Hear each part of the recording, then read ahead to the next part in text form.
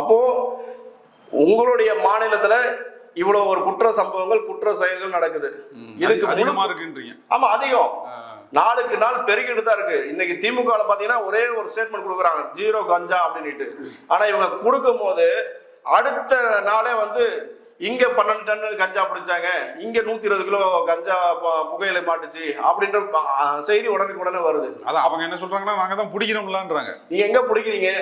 நீங்க பிடிக்கிறது என்னன்னா போட்டோ பிடிச்சிக்கிட்டு இருக்கிறீங்க, வேற ஒண்ணுமே கிடையாது. கஞ்சாவை பிடிக்கல, கஞ்சாவை ஒழிக்கல, போட்டோ பிடிச்சி நாங்க கஞ்சாவை பிடிச்சிட்டோம் இப்படின்னு ஒரு விளம்பரத்தை கொடுத்துட்டு இருக்கீங்களே தவிர நாட்டு மக்களுக்கு உண்மை அதுதான். நாட்டு மக்கள் நல்லா இருக்கணும், அவங்களுடைய வாழ்க்கையை ஒரு அடுத்த கட்டத்துக்கு நகருக்கு கொண்டு போகணும், ஒரு வேலை வாய்ப்புல கொண்டு போகணும் அப்படின்றதெல்லாம் இந்த திமுக அரசாங்கம் 1% கூட கவனத்தில் எடுத்துக்கிறது கிடையாது. அதே மாதிரி பாத்தீங்கன்னா கிட்டத்தட்ட இந்த கஞ்சா புழக்கத்தால, இந்த போதை விஷயத்தால கிட்டத்தட்ட 2000க்கும் மேற்பட்ட நபர்கள் இறந்திருக்கிறாங்க ஒரே ஆண்டுல.